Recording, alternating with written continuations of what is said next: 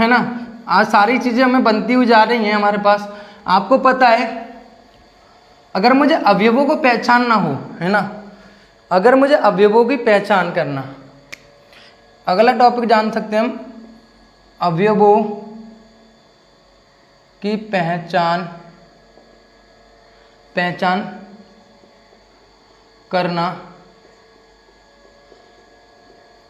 करना सीखो। अगर मुझे अवयवों की पहचान करना सीखना है डियर, तो मुझे बताओ क्या होती है अवयवों की पहचान। सीखो बेटा। अगर मैं यहाँ करता हूँ A11 A12, यानी मुझे अगर यहाँ लिखना है, मुझे ये मानो 3/3 की मैट्रिक्स लिख रहा हूँ, है ना, और मैंने लिखा है यहाँ 4 5 6 7 8 9 10 11 12, है ना। और ये मैट्रिक्स कितनी है कि बेटा 3/3, कोटी कितनी है इसकी 3/3, टोटल एलिमेंट कितने होंगे 9, देख लो आप 9 ही है।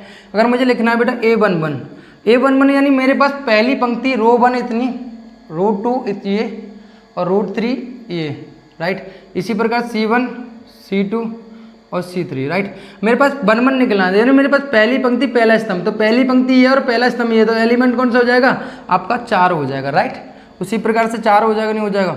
अगर मुझे लिखना है A23 लिखना है, यानी मेरे पास कितनी है बेटे, मैं पढ़ूंगा दूसरी पंक्ति तीसरा स्तंभ, दूसरी पंक्ति तीसरा स्तंभ, तो तीसरा स्तंभ ये और दूसरी पंक्ति ये, यानी कौन सा एलिमेंट हो जाएगा भाई तीसरी पंक्ति में दूसरा स्तंभ, यानी आपका एलिमेंट जो है वो किस में होना चाहिए, दूसरी पंक्ति का तीसरे स्तंभ का जो अवयव है वो कितना है बेटा आपके पास 9, तो आंसर हो गया 9, राइट। अगर मुझे लिखना है बेटा आपके पास 3 यानी मेरे पास सब क्या है, तीसरी पंक्ति दूसरा स्तंभ, तीसरी पंक्ति का ये रहा और दूसरा स्तंभ क्या है ये रहा, तो आपको पता कितना हो जाएगा 11, कितना हो जाएगा आपके पास 11 हो जाएगा। क्लियर है। आप इस तरीके से आसानी से आपको पहचान कर सकते हो। और मान लो यहाँ पे मैंने कहा कि A42 यानी मेरे पास चौथी पंक्ति दूसरा स्तंभ में चौथी पंक्ति, यानी मेरे पास चौथी पंक्ति तो है ही नहीं, 1 2 3 ही है, तो मेरे पास काम नहीं होगा, काम खत्म हो जाएगा, यानी मेरे पास ये कभी मैं आंसर दे नहीं पाऊंगा इस मैट्रिक्स में कभी आंसर मैं दे नहीं पाऊंगा। उसी प्रकार से मैंने लिखना है सर 3 यानी मेरे पास सर तीसरी पंक्ति पहला स्तंभ सर एलिमेंट कितना 10, तो मैं आसानी से आंसर दे सकता हूँ, हवा में 1 मिनट में उड़ा के दे सकता हूँ आंसर। क्लियर है। आप क्लियर आराम से समझ सकते हो, आपको बेहतर तरीके से समझ में आ सकता है। क्लियर है ना, बिल्कुल सर आ सकता है, राइट। क्लियर समझ में आया। मेरा इंट्रोडक्शन ही आपकी एक्सरसाइज खत्म कर देगा, समझना। अब मैं थोड़ा सा आगे चलूँ इसी चीज़ को लेकर कि अवयवों की पहचान करना सीख लिया आपने, है ना, अवयवों की पहचान करना आपने सीख लिया, सारी चीज़ें आपने सीख ली, है ना। अब मैं थोड़ा सा भी यहाँ मैं बात करूँ कि अगर मैं टाइप्स ऑफ मैट्रिक्स की बात करूँ, किसकी बात करूँ बेटा, टाइप्स ऑफ मैट्रिक्स की, टाइप्स ऑफ मैट्रिक्स यानी मैट्रिक्स के प्रकार। अगर मैं टाइप्स ऑफ मैट्रिक्स की बात करूं तो मैं यहाँ पे केवल और केवल 1-2 मैट्रिक्स के बारे में बताऊंगा। आपको पता है बहुत होती है कॉलम मैट्रिक्स, जिसके पास केवल एक कॉलम हो, यानी कॉलम मतलब ऐसे मान लो कि ये कॉलम है 1 2 3, इसके पास कॉलम है, पंक्ति नहीं है, एकदम सीधा खड़ा हुआ है, तो ये कैसा होगी कॉलम मैट्रिक्स हो गया। जिसके पास केवल एक रो हो, ये कैसी होगी आपके पास यानी आपके पास रो मैट्रिक्स होगी, यानी आपके पास कैसे होगी रो मैट्रिक्स यानी पंक्ति होगी। ये आप डेफिनेशन इसी तरह, जिसके पास एक पंक्ति हो वो पंक्ति आप भी होगी, जिसके पास एक कॉलम हो यानी एक स्तंभ हो वो स्तंभ आप भी होगी। क्लियर है, इसमें कोई दिक्कत है नहीं है। अगर मुझे सबसे बड़ा इंपॉर्टेंट जो पढ़नी है मुझे इसके बारे में जानना है, सिंपल इंपॉर्टेंट जो मैट्रिक्स है वो है बेटा, मैं उसकी डेफिनेशन आपको बताऊंगा, स्क्वायर मैट्रिक्स। स्क्वायर जो मुझे केवल काम की चीज़ है, मुझे इसमें पूरी मैट्रिक्स में मुझे जो काम आना है, मैं टाइप्स ऑफ मैट्रिक्स बहुत सारी हैं, मैं उसको डिटेल में नहीं जाना चाह रहा। मैं आपको एक ओवरव्यू दे सकता हूँ। डायगोनल मैट्रिक्स वो होती है जिसके केवल डायगोनल एलिमेंट क्या होते हैं बचते हैं और बाकी सब क्या हो जाते हैं 0, यानी डायगोनल एलिमेंट मैंने मैं ये कह सकता हूँ विकर्ण आव्यूह कैसे होता है, जैसे 2 3 4 यानी डायगोनल एलिमेंट को छोड़कर बाकी सभी एलिमेंट कैसे हो जाते हैं 0, तो वो कैसे होती है आपकी डायगोनल मैट्रिक्स यानी विकर्ण आव्यूह होती है। नहीं विकर्ण आव्यूह मतलब केवल डायगोनल एलिमेंट होंगे। उसी प्रकार से अगर मैं बात करूं किसकी बेटा, स्केलर मैट्रिक्स की। स्केलर मैट्रिक्स यानी आपके पास स्केलर मैट्रिक्स को हिंदी में क्या बोलते हैं, आपको बोल सकते हैं सदिश आव्यूह, है ना। सदिश आव्यूह जो होती है आपकी, सॉरी स्केलर मैट्रिक्स को बोलते हैं अदिश आव्यूह। अदिश आव्यूह जो होती है बेटा आपका स्केलर मैट्रिक्स जो होती है उसके जो अवयव है डायगोनल एलिमेंट यानी विकर्ण आव्यूह कैसे हो समान हो, बाकी सब कैसे हो 0। यानी आप देख रहे हो यहाँ पे कैसे यहाँ समान हो, विकर्ण आव्यूह में समान हो या ना हो, लेकिन आपके पास जो आपका लिख सकते हो, आप लिख लेना कि विकर्ण आप भी वो आप भी होते हैं जिसके डायगोनल एलिमेंट बस डायगोनल एलिमेंटों को छोड़कर बाकी सब कहते हो समान हो, वो सॉरी जीरो हो, डायगोनल एलिमेंट को छोड़कर बाकी सभी कैसे हो जीरो हो, वो विकर्ण आव्यूह कहलाती है। यानी अदिश आव्यूह वो आव्यूह कहलाती है विकर्ण जो विकर्ण आव्यूह के जो सॉरी डायगोनल आव्यूह के जितने भी अवयव वो कैसे हो समान हो, बाकी सब कैसे हो जीरो जीरो हो। यही समान होनी चाहिए 2 2 2 4 4 4 5 5 5 6 6 6, तो वो कैसी कहलाती है आपकी अदिश आव्यूह कहलाती है। और होती है आपकी तस्मक आव्यूह। तस्मक आव्यूह इज द इंपॉर्टेंट, ये दोनों मैट्रिक्स में आपको बता के चलता हूँ, तस्मक आव्यूह और ये, और बाकी तो आपको पता है इतनी ज़्यादा इंपॉर्टेंट है नहीं है। तो सिंपल सी परिभाषा है स्क्वायर मैट्रिक्स। स्क्वायर मैट्रिक्स को हम बोलते हैं बेटा हिंदी में, स्क्वायर मैट्रिक्स को हम बोलते हैं बेटा हिंदी में वर्ग आव्यूह। क्या कहते हैं बेटा इसको? वर्ग आव्यूह कहते हैं, है ना, वर्ग आव्यूह कहते हैं। इंपॉर्टेंट मैट्रिक्सों के बारे में बात करें जो हमारे चर्चे में आने वाले हैं, जो हमारे यहाँ काम आने वाले हैं, कोई भी मैट्रिक्स m क्रॉस m की जो मैट्रिक्स होती है, m cross n m by n की आव्यूह जिसमें पंक्ति और स्तंभों की संख्या कैसी हो बेटा? स्तंभों की संख्या समान हो, यानी बराबर हो, समान हो, यानी 3 by 3 4 by 4 5 by 5 6 by 6 7 by 7 सब कैसी होती है? स्क्वायर मैट्रिक्स होती है। कैसी होती है? स्क्वायर मैट्रिक्स होती है। आप देखोगे इस पूरी मैट्रिक्स में, हम 3 बाई 3 से चैप्टर में आप स्क्वायर मैट्रिक्स के अलावा ज़्यादातर कोई मैट्रिक्स पढ़ोगे नहीं जिसमें स्तंभ और पंक्तियों की संख्या बराबर होगी, उन्हीं मैट्रिक्सों के बारे में ज़्यादातर आप स्टडी करोगे। बाकी इतनी ज़्यादा नहीं करने वाले। एडिशन सब्सट्रैक्शन वगैरह कर सकते हो, डजन मैटर, लेकिन आप ज़्यादातर देखोगे इन्वर्स वगैरह निकालेंगे तो वो आपको केवल स्क्वायर मैट्रिक्स के ही निकाल सकते हो और किसी के निकाल नहीं पा सकते हो। ठीक है, तो स्क्वायर मैट्रिक्स आपको समझ आया जिसमें पंक्ति और स्तंभों की संख्या कैसी हो? समान हो। अगर मैं बात करूं तस्मक आव्यूह की, फर्स्ट मेरे पास ये थी, दूसरी मेरे पास कितनी है? आइडेंटिटी मैट्रिक्स, यानी मेरे पास आइडेंटिटी, यानी मेरे पास है तस्मक आव्यूह। यानी तस्मक आव्यूह की बात करूं या मैं आइडेंटिटी मैट्रिक्स की बात करूं डियर, वो क्या होती है वो समझना है आपको कि आइडेंटिटी मैट्रिक्स यानी तस्मक आव्यूह क्या होती है। तो वो मेरी बात समझना है। यहाँ पर आपको पता है कि आपके एक m क्रॉस n की आव्यूह जिसमें पंक्ति और स्तंभ, तो बाकी सॉरी इसमें क्या होता है जो विकर्ण आव्यूह के डायगोनल एलिमेंट कैसे हों, ये कह सकते हो आप कि विकर्ण के अवयव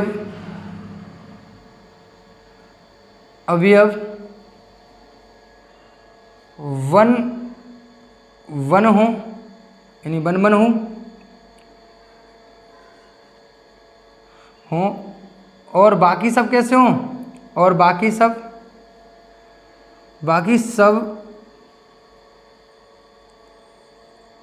अवयव शून्य हो। बाकी सब विकर्ण के अवयव वन हो और बाकी सभी कैसे हो? शून्य हो। यानी सर इसको मत समझो, इसके बाद समझो कि जीरो, ये मतलब पहला एलिमेंट 1, विकर्ण आव्यूह आप जानते हो ये वाले होते हैं। ये तीनों आव्यूह जो होते हैं आपके पास, आप समझते हो विकर्ण आव्यूह जान सकते हो, यहाँ पे A11 A22 और A23 ये जो होते हैं, सॉरी A33, यानी A11 A1 A22 A33 इन अवयवों को छोड़कर सब ये जब तीनों एलिमेंट कैसे होते हैं यहाँ पे विकर्ण आव्यूह होते हैं, यानी विकर्ण के अवयव होते हैं। सॉरी आव्यूह बोल देता हूँ मैं बार बार, ये विकर्ण के अवयव होते हैं। कैसे होते हैं? विकर्ण के अवयव। तो यानी ये 1 हो, बाकी कैसे हो बेटा? ये सब बाकी जो सब हों कैसे हों बेटा? जीरो हों। कैसे हों बेटा? आपके पास जीरो हों। यानी A11 जो मैट्रिक्स दिखाई देती है विकर्ण अवयवों को छोड़कर 1 छोड़कर बाकी सब कैसे हों? शून्य, तो वो कैसे कहलाती है? आपकी तस्मक आव्यूह कहलाती है। यानी आप देखते हो विकर्ण आव्यूह वो आव्यूह होते हैं जिसमें विकर्ण के आव्यूह कैसे हों, विकर्ण के जो आव्यूह हों वो उनको छोड़कर बाकी सब शून्य हों। उसी प्रकार से अगर हम बात करें स्केलर अदिश आव्यूह की, उसमें कैसे हों? समान होने चाहिए, यानी 2 2 3 3 4 4 5 5 विकर्ण के आव्यूह कैसे हों? समान हों। लेकिन तस्मक आइडेंटिटी मैट्रिक्स में कैसे होने चाहिए? 1 1 ही होने चाहिए, 1 1 के अलावा कुछ नहीं हो सकते। यानी ये तीनों ही सिमिलर सी मैट्रिक्स आ जाती हैं, लेकिन आप ये समझ सकते हैं इसमें 1 1 होने चाहिए। तो ये 2 मैट्रिक्स आपके लिए बहुत काम की इसमें, है ना, और इतनी है नहीं तो ये आपको समझ में आए होंगे। और बाकी सबकी डेफिनेशन मैंने आपको बता दी है, वो आप अच्छी तरीके से समझ सकते हो। शून्य मैट्रिक्स मतलब जिसके सभी अवयव कैसे हो? शून्य हो। तो ऐसी डेफिनेशन आप आराम से लिख सकते हो, मैंने बोल भी दिया था, लिख भी लोगे आप। ठीक है, टाइप्स ऑफ मैट्रिक्स समझ में आए क्लियर है? ये दोनों मैट्रिक्स समझ में आई? क्लियर। नाउ आगे चलते हैं हम यहाँ पे।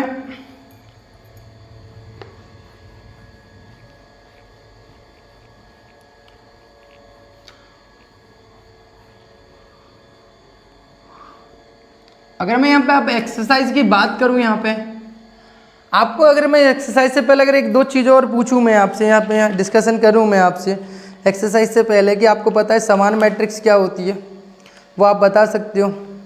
समान मैट्रिक्स बता सकते हो? समान मैट्रिक्स क्या होती है? बिल्कुल बता सकते हो। समान जिसमें आप जानते हो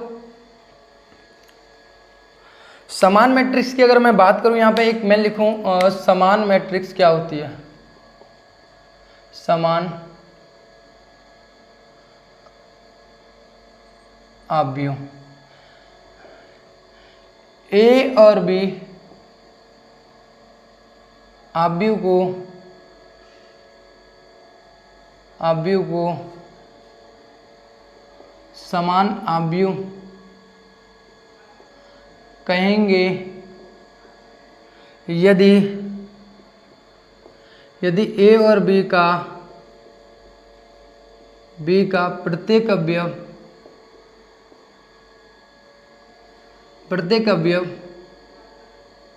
ए और बी का समान अवयव, या कह सकते हैं ए और बी का प्रत्येक अवयव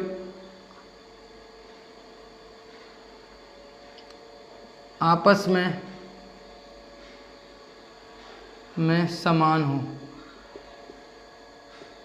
यानी आप कह सकते हो उनका प्रत्येक अवयव कैसा होना चाहिए? समान होना चाहिए आपस में।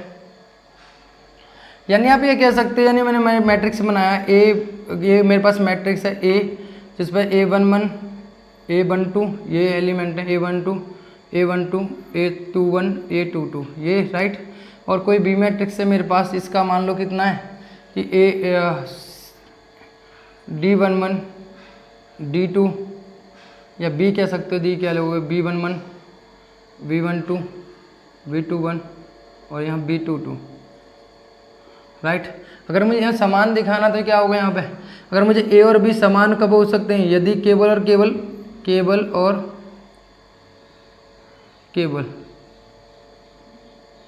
क्या है A11 किसके बराबर हो? A11 बराबर हो AB11 के, A12 बराबर हो किसके? B12 के, A21 बराबर हो किसके? AB21 के, और A22 बराबर हो किसके? A22 के, B22 के। सही है। तो समान अवयव कैसे होने चाहिए? प्रत्येक अवयव कैसे होने चाहिए? समान होना चाहिए राइट। समझ में आ रहा है? क्लियर है? आपको क्लियर है? समझ में आ रहा होगा राइट। समझ सकते हो, बहुत इजी सा छोटा सा टॉपिक है ना। इसी के बाद अगर मैं बात करूँ यहाँ पे, तो ये हमारा इंट्रोडक्शन था, है ना। अगर मैं यहाँ पे बात करूँ क्वेश्चन नंबर एक्सरसाइज आपके 3.1 की, एक्सरसाइज 3.1 की बात करते हैं हम यहाँ पे राइट। एक्सरसाइज 3.1 पे चलते हैं हम यहाँ पे। एक्सरसाइज 3.1, अब यहाँ से हमारी एक्सरसाइज 3.1 चालू हो जाती है। Question number first exercise 3.1, exercise 3.1 इन क्वेश्चन नंबर फर्स्ट की बात करूँ मैं यहाँ पे, तो ये कह रहा है कि इन द मैट्रिक्स ए बराबर कुछ दे रखी है आपको, the order of the matrix कह रहा है, और आपको नंबर ऑफ द एलिमेंट्स कह रहा है कितने हैं, और right the element of one.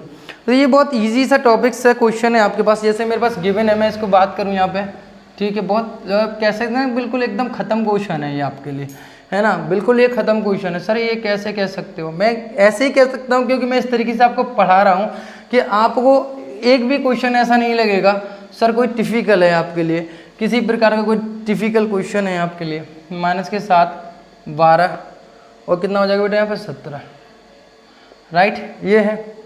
अब यहाँ देखिए ऑर्डर ऑफ द मैट्रिक्स, आपको पता है ऑर्डर ऑफ द मैट्रिक्स की बात करें, हम ऑर्डर की बात करें, पहले में ऑर्डर पूछा है तो सर आंख मीच के कहते हो 3 पंक्तियाँ 3 स्तंभ में, यानी ऑर्डर कितना होगा सर 3/3 होगा, यानी 3 पंक्ति 3 स्तंभ, 1 2 3 1 2 3 कहला खत्म। अवयवों की संख्या, यानी अवयवों की संख्या पूछिए, अवयवों एलिमेंट पूछिए, त्रांतीय 9, 1 2 3 3 और 3 6 और 3 9 हो गए राइट। दूसरा आंसर। नंबर थर्ड की बात करें, अगर यहाँ कुछ एलिमेंटों की पोजीशन बतानी है, यानी आपको बताया ऐसे A12 बताया, यानी पहली पंक्ति दूसरा स्तंभ, मैंने बताया पहली पंक्ति दूसरा स्तंभ यानी कितना हो गया 5, बाकी के सब अवयव, यानी बाकी के आप क्वेश्चनों का आंसर जैसे आपके पास दिया हुआ है A211 आप खुद दोगे, A22 आप सब खुद दे सकते हो जितने भी आपसे पूछे गए हो, है ना। A33 मैं नहीं देने वाला ये। अगर इन ऐसे क्वेश्चनों के आंसर भी मैं देने लगा तो बेटा फिर मेरा पढ़ाने का कोई मतलब ही नहीं बनता, राइट। मैं फिर पढ़ाना छोड़ दूंगा फिर, है ना। ऐसे अगर ऐसे भी चीज़ें अगर मैं आपको इंट्रोडक्शन में या समझा नहीं पाया तो क्लियर है ना, रफ कर दें। ये समझ में आया, पहला क्वेश्चन खत्म। एंड नाउ क्वेश्चन नंबर, अगर आपका सेकंड की बात करें हम यहाँ पे, क्वेश्चन नंबर सेकंड की बात अगर हम यहाँ पे करें तो क्वेश्चन नंबर सेकंड क्या कह रहा है, if a matrix has a 24 elements and what are the possible order it can have, what if it has 13 elements. वो कह रहा है कि आपको ये बताना है कि पॉसिबल एलिमेंट, अगर आपके पास किसी मैट्रिक्स में 24 एलिमेंट है, 24 अवयव है, यानी मेरी बात समझना, यानी क्वेश्चन नंबर है आपका सेकंड। क्वेश्चन नंबर सेकंड ने कोई पास आपके पास ए मैट्रिक्स दे रखी है, ये ए मैट्रिक्स है, इसमें टोटल अवयवों की संख्या कितनी है बेटा, अवयवों की संख्या जो दी हुई है, अवयवों की संख्या जो दी हुई है बेटा वो दी हुई है आपके पास 24। कितनी दी हुई है, 24 दी हुई है, राइट। कौन 24 दी हुई है। अगर वो कह रहा है किसी मैट्रिक्स में 24 अवयव हैं तो बताइए उसकी पॉसिबल कोटि क्या हो सकती है, ऑर्डर क्या हो सकते हैं, ये बताना है ना। तो हम ये कह सकते हैं कि मानो कि ऐसे कह सकते हैं हम यहाँ पे कि यदि किसी आव्यूह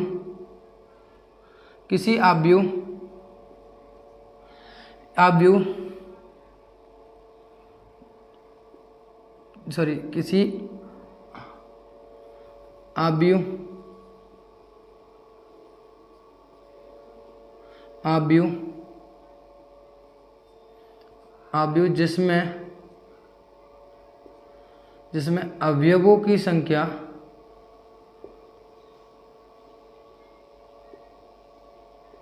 कितनी है बेटा, 24 है, तो उस आव्यूह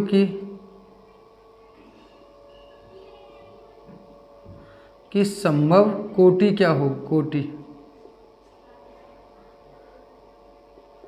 कोटियां कह सकते हैं आप। तो देखो सिंपल सी बात है, कोटियों का मतलब ये सर 24 है, तो ये बताओ 24 के फैक्टर यानी गुणनखंड क्या हो सकते हैं, यानी आवाज गुणनखंडों के बीच में ब्रेक करोगे इसको। सिंपल सी जब भी कोई ऐसा क्वेश्चन पूछे तो आप उसको ब्रेक करके देख लीजिए, क्या करके देख लीजिए, ब्रेक करके देख लीजिए, यानी उसको आवाज गुणनखंड के रूप में ब्रेक करके देख लीजिए। तो सिंपल सी बात है, अगर मैं 24 को आवाज गुणनखंड के रूप में ब्रेक करने जाऊंगा तो आपको पता है 12 बार, और 2 का करेंगे 6 बार, फिर 2 का करेंगे कितनी बार गया, 3 बार, और फिर 3 का करेंगे 1 बार, यही होगा। यानी सर मैं इसको 24 को, मेरी बात समझना, मैं 24 को सर क्या लिख सकता हूँ, मैं 24 को लिख सकता हूँ सर, 24 को लिख सकता हूँ सर, मेरी बात समझना यहाँ पे 24 को लिख सकता हूँ 12 × 12, पहली कंडीशन, राइट। आप कहोगे सर बिल्कुल लिख सकते 12 × 12 नहीं, 12 × 2 लिख सकते हैं, राइट, या 2 × 12 लिख सकते हैं, राइट। मेरी बात समझना कि पहला कंडीशन क्या है कि मैं 12 × 2 और या 2 × 12 है, यानी या तो मैं पंक्ति कितनी कर सकता हूँ, 12 करता हूँ, स्तंभ 2 कर सकता हूँ, पंक्ति 2 स्तंभ कर सकता हूँ, 12 स्तंभ कर सकता हूँ, राइट, ये क्लियर। उसी सर इसी की बात अब मैं करूँ 6 × 4 या 4 × 6, 624, ये भी 24 होगा, ये भी हो सकती है, राइट। या मैं सर कर सकता हूँ 8 या 24 या 3 × 8, ये भी कर सकता हूँ सर, ये भी पॉसिबल है सर। आप कहोगे सर बिल्कुल है। या मैं ऐसे भी कर सकता हूँ सर 24 × 1 या 1 × 24, तो भी एलिमेंट कितने आएंगे, 24 ही आएंगे। और बताओ और क्या कर सकते हैं हम, और कोई पॉसिबल कंडीशन, 1 × 24 या 24 × 1, ये भी हो सकता है, 12 × 8 × इतना हो गया। अब इसके बाद बताओ, इसके बाद कोई है एलिमेंट आपकी निगाह में, कोई तोड़ सकते हो आप, और कोई है, इसको 24 को ऐसे ब्रेक करो आप, ऐसे 2 अंकों में ब्रेक करो, ऐसे 2 आवाज संख्याओं में ब्रेक करो, यानी 2 ऐसी संख्याओं में ब्रेक करो, सॉरी आवाज संख्या ना, ऐसी संख्याओं में ब्रेक करो इनका मल्टीप्लाई कितना आना चाहिए, 24 आना चाहिए। इसके अलावा कुछ बन सकती हैं, इसके अलावा कुछ नहीं बनेंगे, यानी आपके पास 1 2 3 4 5 6 7 और 8, केवल ऐसी कंडीशन पॉसिबल संभावनाएं कितनी होंगी, 8 होंगे। क्लियर समझ में आया। उसी प्रकार से वगैरह कि अगर ये बताइए 13 होंगी तो क्या होगा, 13 होंगी तो आपको पता है 13 के लिए, तो आपको पता है 13 खुद आवाज संख्या है, इसके गुणनखंड केवल 13 × 1 या 1 × 13 हो सकती है, इसके अलावा कोई और हो ही नहीं सकती। इसकी केवल 2 संभावनाएं हो सकती है, क्योंकि आपको पता है इसको और किसी गुणनखंड के रूप में ब्रेक नहीं किया जा सकता। यानी अगर मुझे 10 की बात करेगा तो सिंपल सी बात है, 10 अभी हमें तो मैं 2 × 5 कह सकता हूँ, या 5 × 2 कह सकता हूँ, या 10 × 1 कह सकता हूँ, या 1 इंटू 10 कह सकता हूँ, यही तो कह सकता हूँ मैं, राइट, यही तो कह सकता हूँ ना। इस तरीके से तोड़ना है तो इसकी कोटि कितनी हो जाएंगे, ये हो सकती है संभावना। अगर अवयव कितने 10, उसी प्रकार से बात समझ रहे हो ना। अगर अवयव इसमें 24 हैं तो उसकी पॉसिबल कोटि कितनी हो सकती है, 24 इंटू 1 या 12 इंटू 2 या 8 इंटू 3 या 6 इंटू 4, यही तो हो सकती है ना। कि 6 24 मैंने कहता है अवयवों की संख्या निकाले तो कोटि का मल्टीप्लाई कर लीजिए आप। कोटि जो दे रखे हैं m × n उनका मल्टीप्लाई कर ले तो उसके बराबर आनी चाहिए। यानी कोटि पूछ रहा है तो कोटि के ऐसे दो अवयवों को लेंगे, इनका मल्टीप्लाई कितना आना चाहिए, 24 आना चाहिए। तो इन सभी का मल्टीप्लाई कितना है, 24 है या नहीं है, बिल्कुल है। तो कितनी होंगी संभावना, यही हो सकती है। ये करेक्ट आंसर, समझ में आया नहीं आया, बिल्कुल। चलिए क्वेश्चन नंबर, अगर मैं थर्ड की बात करूँ तो ये कह रहा है कि if a matrix has 18 elements what are the possible order it can have and what is the what if it is has 5 element. ये स्वयं कर सकते हो। इस तरीके का क्वेश्चन मैंने अभी सेकंड करा है, थर्ड डू योरसेल्फ। ये आपका होमवर्क है कि तीसरा क्वेश्चन आपको स्वयं करके लेके आना है। समझ में आया होगा आशा करता हूँ। एंड क्वेश्चन नंबर अगर मैं थर्ड की बात करूँ आपसे, क्वेश्चन नंबर अगर मैं थर्ड की बात करूँ आपसे, क्वेश्चन नंबर मैं थर्ड की अगर मैं आपसे बात करता हूँ, सॉरी क्वेश्चन नंबर थर्ड मैंने आपको करने के लिए, क्वेश्चन नंबर 4 की अगर मैं बात करता हूँ तो क्वेश्चन नंबर 4 आपसे क्या कह रहा है, क्वेश्चन नंबर 4 आपसे क्या कह रहा है, वो कह रहा है कि कंस्ट्रक्ट करना है आपको A 2x2 की मैट्रिक्स है, A बराबर AIG whose element are given by. आपको कुछ एलिमेंट आपको दिए गए हैं और 2x2 की मैट्रिक्स आपको बनानी है। कितनी बनानी है बेटा, आपको 2x2 की मैट्रिक्स आपको बनाकर देनी है उन भाई साहब को जिन्होंने क्वेश्चन आपसे पूछ रहे हैं। वो ये कह रहे हैं आपको 2x2 की मैट्रिक्स आपको बनाकर देनी है, राइट। 2x2 की मैट्रिक्स बनाकर देनी है तो चलो चलते हैं, देखते हैं, बनाते हैं। वो ये कह रहे हैं 2x2 की अवयव अगर A बराबर IJ की रचना कीजिए जिसके अवयव निम्नलिखित प्रकार से प्रदत्त हैं, यानी आपको दिए गए हैं। यानी आपको क्वेश्चन है आपके पास AIJ बराबर दिया हुआ है, आपको AIJ बराबर दिया हुआ है कि 1i प्लस के j का स्क्वायर बटे कितना दे रखा है बेटा, आपको पास 2 दे रखा है। 2x2 की मैट्रिक्स बनानी है, 2x2 की मैट्रिक्स जो बनानी है तो आप जानते हो 2x2 की जो मैट्रिक्स होगी वो कैसे होगी बेटा, आपके पास 2x2 की यानी A11 यानी 2 पंक्ति होंगी, 2 एलिमेंट के टोटल अवयव कितने होंगे, 4 होंगे, यही होगी 2x2 की। तो मुझे सर क्या चाहिए, मुझे A11 चाहिए। तो A11 के लिए क्या करना पड़ेगा बेटा, I बराबर 1 रखूँगा, I बराबर 1 रखूँगा और J बराबर भी 1 रखूँगा, राइट। कहाँ रखूँगा, यहाँ पर, यानी I बराबर 1 J बराबर 1, राइट। तो यहाँ I बराबर 1 यहाँ J बराबर 1, तो यहाँ भी कितना हो जाएगा 1 I बराबर 1 और J बराबर भी 1/2 का स्क्वायर, यानी कितना हुआ, 1 और 1 2 हो जाएंगे तो 2 का स्क्वायर 2/2, तो कितना हुआ 4/2, यानी आंसर कितना आ गया सर 2 आ गया। तो A11 की वैल्यू कितना आ गई, 2 आ गई, क्लियर है। अगर मुझे चाहिए A12 की वैल्यू चाहिए तो ये मुझे पता है यहाँ पे अगर मुझे I बराबर कितना रखना पड़ेगा 1 और J बराबर कितना रखना पड़ेगा 2, यही रखना पड़ेगा। तो A12 की वैल्यू चाहिए मुझे, तो आपको पता है यहाँ 1 यहाँ पे यहाँ 2, तो यहाँ जाएगा कितना 1 + 2 का स्क्वायर बटे 2 तो चल ही रहा है, तो 3 का स्क्वायर बटे कितना आ जाएगा यहाँ पे 2, तो 9 बटे कितना आ जाएगा 2 आ जाएगा, राइट। तो A12 आ गया। उसी प्रकार से अगर मैं 2 1 की याद करना है तो मुझे रखना पड़ेगा, आप I बराबर कितना रखना पड़ेगा 2 और J बराबर कितना रखना पड़ेगा 1, यही रखना पड़ेगा। तो अब यहाँ देखिए A21 बराबर क्या हो जाएगा, यहाँ 1 यहाँ पर 2 रखूँगा या 1 रखूँगा, तो 2 + के 1 का स्क्वायर बटे 2 कितना हो जाएगा 3/2, कितना होगा 9/2 हो जाएगा, राइट। इसी प्रकार से अगर मैं यहाँ करता हूँ कि मुझे ये रखना है कि मुझे निकालना है कि 2 तो मुझे A22 निकालना है, तो कितना होगा I बराबर 2 और J बराबर कितना हो जाएगा 2, दोनों हो जाएगा। उसी प्रकार से अगर मैं यहाँ रखूँगा तो 2 + के 2 कितने हो जाएंगे, यहाँ पे करते हैं हम यहाँ पे कि A22 निकालना है, तो 2 + के 2 का स्क्वायर बटे 2 तो हो जाएगा 4 का स्क्वायर, यानी कितना हो जाएगा यहाँ पर 4 का स्क्वायर हो जाएगा बेटा 16/2, यानी कितना आ जाएगा 8 आ जाएगा निकल कर, कितना आ जाएगा 8 आ जाएगा, क्लियर है। यानी मेरे पास एलिमेंट निकल के आ गए। A11 की वैल्यू कितनी है, A11 की वैल्यू है आपके पास 2 है, तो यहाँ रख दोगे। A12 की वैल्यू कितनी है 9/2 है, आपको पता है A21 की वैल्यू भी कितनी है 9/2 है, और आपको पता है A22 की वैल्यू कितनी है बेटा, आपके पास 8 है, कितनी है बेटा 8। तो नाउ ये आपके पास क्वेश्चन यानी 2/2 की मैट्रिक्स बनकर आ गई। आपने रचना कर दी। आपके पास अगर एलिमेंट कितना है, ए आई जे बराबर आई प्लस के जे स्क्वायर बटे 2। क्लियर है, समझ में आया को बहुत आराम से समझाया है। यानी अगर मुझे A21 की पहले तो मैं मैट्रिक्स देखूँ क्या चाहिए, कौन कौन से एलिमेंट मुझे ज्ञात करने, तो मैंने वो एलिमेंट देख लिए। अब यहाँ पे आपको पता है कि आई की जगह मुझे A11 ज्ञात करना, तो आई की जगह 1 और जे की जगह भी 1 हो जाएगा। इस तरीके से आप कंसल्ट कर सकते हो, इस तरीके से आप बना सकते हो। राइट, क्लियर है। तो इसी प्रकार चौथे के सभी पार्ट आप डू योर सेल्फ करोगे। क्वेश्चन नंबर अगर मैं 5वें की बात करूं तो 5वां 3/3 के लिए, 5वां आपको 3/3 के लिए आपको समझ में आ गया होगा।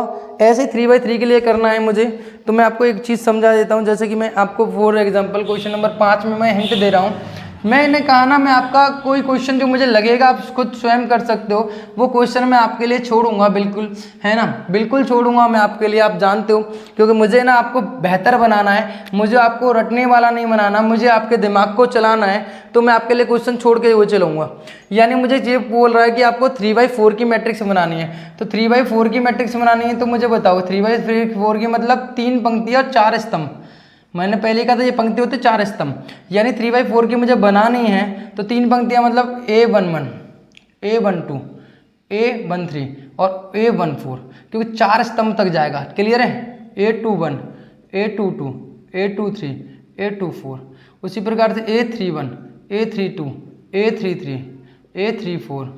राइट, अब देखिए, अब मैंने कोई गलत लिखा नहीं, लिखा ना, किसी प्रकार कोई समस्या नहीं ना, कोई समस्या किसी प्रकार की। आप देखो 3/4 की मैट्रिक्स हो गई। राइट, हो गई नहीं हो गई, 3/4 की मैट्रिक्स हो गई नहीं हो गई। आप कहोगे बिल्कुल हो गई सर, 3/4 की मैट्रिक्स बिल्कुल बन चुकी है। सर बिल्कुल डर किसी प्रकार का लग ही नहीं सकता। आपको दिया क्या हुआ, पहला अगर मुझे दिया हुआ है कि AIJ बराबर दिया हुआ है, AIJ बराबर दिया हुआ है सर 1/2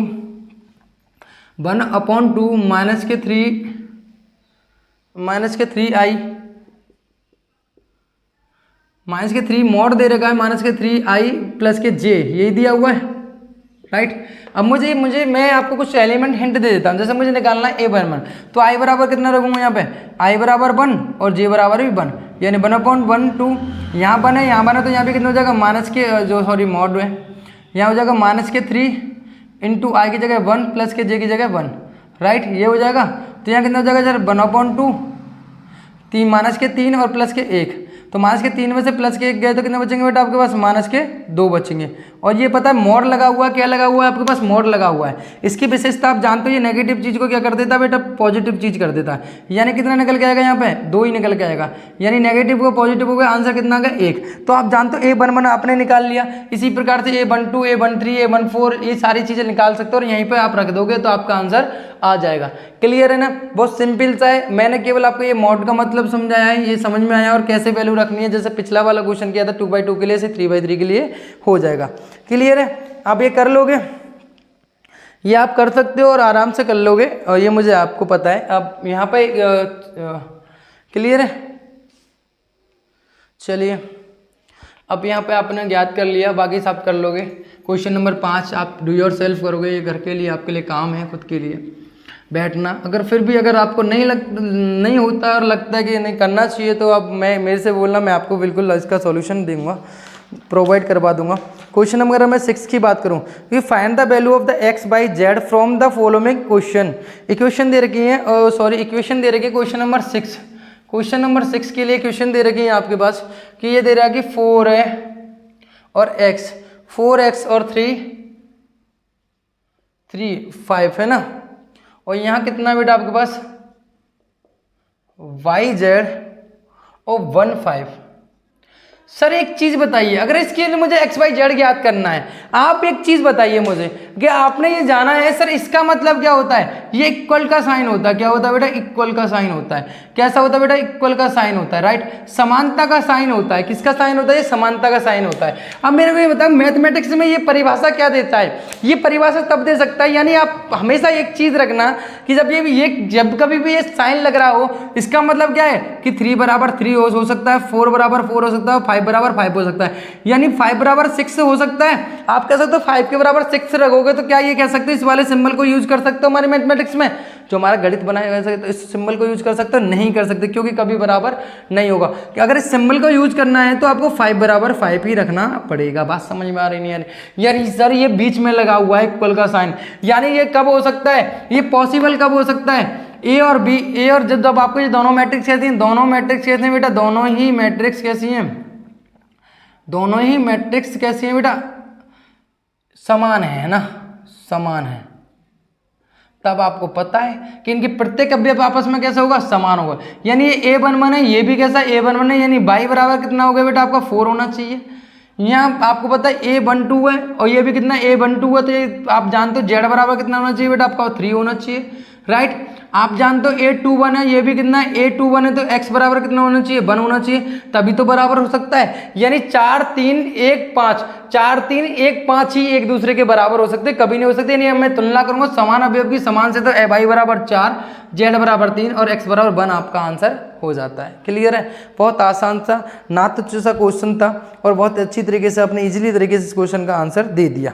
क्लियर है। अगर मैं सर थोड़ी सी और बात करूं और चर्चा करूं मैं थोड़ा सा, और मैं चर्चे में आपके लिए क्वेश्चन का मैं थर्ड पार्ट को क्वेश्चन को सॉल्व करके दिखाऊं मैं आपको, है ना, तो कैसे कर सकते हैं वो अगर हम समझें तो देखिए। तो आपको पता है पहली बात तो अगर मैं दूसरे क्वेश्चन के इसके दूसरे पार्ट को मैं सॉल्व करके दिखाता हूं, है ना, दूसरे पार्ट को ही सॉल्व करके दिखा देता हूं मैं आपको। क्वेश्चन नंबर 6 का दूसरा पार्ट अगर मैं बात करूं, यहां पे कितना दिया हुआ बेटा आपके पास, x प्लस वाई और यहाँ 2 है और 6 प्लस जेड या 5 plus Z, sorry 5 plus Z, और यहाँ कितना दिया हुआ आपका एक्स वाई दिया हुआ, राइट। और यहाँ पे आपको पता है ये कितना हो जाएगा बेटा 6 और यहाँ 5 और 2 और 8, राइट, यही है। आपको पता है दोनों मैट्रिक्स समान है, यानी कितना होगा x प्लस वाई के बराबर कितना हो जाएगा 6। आपको पता है 5 प्लस जेड के बराबर कितना हो जाएगा बेटा, 5 प्लस जेड के बराबर 5 हो जाएगा, राइट। और उसी प्रकार से x इंटू वाई बराबर कितना हो जाएगा बेटा आपका 8 हो जाएगा, राइट। बिल्कुल सही है सर। अब मेरे को ये बताओ z की वैल्यू निकालनी है तो 5 को उधर की साइड ले जाओ, ये तो सिंपल है सर। z बराबर कितना हो जाएगा 5 माइनस के 5, यानी z बराबर कितना आ गया 0। सर z का मान तो बड़ा आसान से आ गया, z का मान तो बड़ा आसानी से आ गया, लेकिन मुझे x और y का मान देखना है। x प्लस की y बराबर 6 और x इंटू वाई बराबर 8 है, तो आप कैसे सॉल्व कर सकते हो, आप ऐसा करो यहाँ से y के मान निकालो, या y का मान निकालोगे x के पदों में तो कितना होगा यहाँ पे 6 माइनस के x होगा, राइट। ये हो जाएगा नहीं हो जाएगा, आप यहाँ से सॉल्व करोगे यहाँ पे कि x को उधर की साइड ले गए तो माइनस के हो जाएंगे, 6 माइनस के x हो जाएंगे। और जब आप इस समीकरण नंबर इसको करोगे यहाँ पे कि x इंटू वाई बराबर कितना है 8 दे रखा है, कितना दे रखा है बेटा x इंटू वाई बराबर कितना दे रखा है बेटा आपको 8 दे रखा है, राइट। अगर यहाँ से आप सॉल्व करते हो, यहाँ से y की वैल्यू निकालते हो, y की वैल्यू कितना है 6 माइनस के x आएगा, और आप यहाँ पे वैल्यू पुट करते हो, किसकी वैल्यू y की वैल्यू पुट करते हो, y बराबर से कितना है 6 माइनस के x है, तो यहाँ पे कितना हो जाएगा x इंटू कितना हो जाएगा यहाँ पे 6 माइनस के x बराबर 8, राइट। यही हो जाएगा, आपने y की वैल्यू यहाँ पुट कर दी, तो यहाँ पर अगर मैं मल्टीप्लाई करता हूँ कितना होगा 6x माइनस के एक्स स्क्वायर बराबर 8 को उधर की साइड ले आओ तो 6x माइनस के एक्स स्क्वायर बराबर माइनस के 8 बराबर 0। तो आप इसको माइनस का मल्टीप्लाई कर दो तो एक्स स्क्वायर माइनस के 6x प्लस के 8 बराबर 0, यानी ये टूट के आ गया। आपको गुणनखंड करना आता है सर, 1 का गुणा 8 से 12 में आए हो तो आता होगा बिल्कुल, है ना। तो 6 को ऐसे 2 अंकों में तोड़ना, जिसका मल्टीप्लाई कितना होना चाहिए 8। मैं जानता हूँ सर 4x माइनस के 2x प्लस के 8, माइनस के 2 का माइनस के 4 से मल्टीप्लाई करेंगे तो प्लस के 8 आएंगे, यानी सर मैं यहाँ से कॉमन लूँगा तो कितना आएगा x माइनस के 4 बचेगा, और यहाँ से कॉमन लूँगा तो माइनस के 2 तो x माइनस के 4 बचेगा बराबर 0। तो x माइनस के 4 और x माइनस के 2 बराबर 0, यानी x माइनस के 4 बराबर 0 तो x बराबर कितना आया 4, और x माइनस के 2 बराबर 0 तो x बराबर कितना आया 2, राइट। तो x बराबर 4 और 2 आ गए। अगर x बराबर 1, अगर मैं x बराबर 4 पुट करता हूँ तो y बराबर कितना आएगा 6 माइनस के 4 बराबर 2, राइट। अगर मैं x बराबर 2 पुट करता हूँ तो y बराबर कितना आएगा बेटा आपका 6 माइनस के 2, यानी x बराबर 4। तो आपको पता है यदि x बराबर 4 तो y बराबर कितना होगा 2, यदि x बराबर 2 तो y बराबर कितना होगा 4, राइट। ये आपके आंसर हो गए, यानी z की वैल्यू 0 हो गई और x का मान अगर 4 होगा तो y का 2 होगा और x का मान 2 होगा तो y का 4 होगा। क्लियर है, आपको समझ में आया? ये मैंने गुणनखंड कर दिए हैं, आपको आते होंगे, मैं आशा करता हूँ 12 में आ गए हैं। ठीक है, तो अगर कोई भी दिक्कत हो फिर भी आप देख सकते हो, कोई दिक्कत नहीं है ना। क्वेश्चन नंबर मैं 6 की बात कर ली। क्वेश्चन नंबर 7 की बात करूं तो सिमिलर यही क्वेश्चन है आपका, ए बी सी डी, ये भी इसी तरीके से क्वेश्चन दिया हुआ है। आपको क्या है, यहाँ पे समीकरण दिए हुए हैं, इनको सॉल्व करना है ना।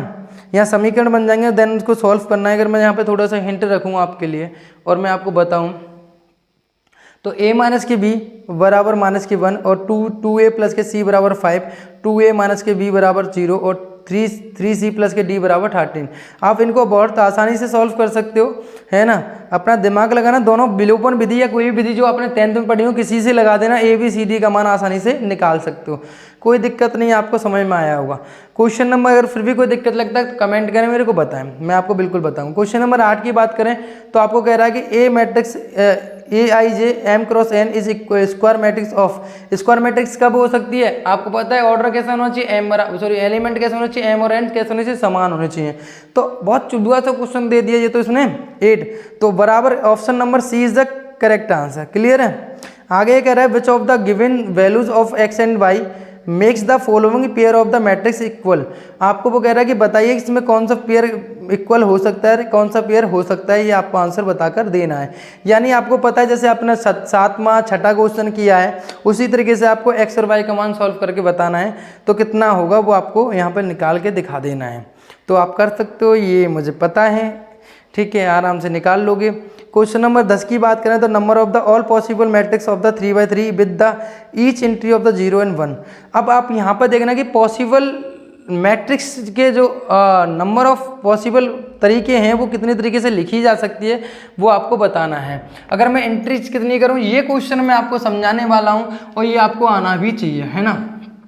ये क्वेश्चन आपको समझाने वाला हूँ। अब आप देखना, मैं कहीं भी रटने वाली बात नहीं करूंगा आपको, ऐसे क्वेश्चनों को धुआं धुआं हवा में उड़ा दोगे आप। यानी आपके पास कोई मैट्रिक्स है जो कैसी बना रहा है, वो 3x3 की मैट्रिक्स बना रहा है। कैसी बना रहा है बेटा, आपको 3x3 की मैट्रिक्स बना रहा है, राइट।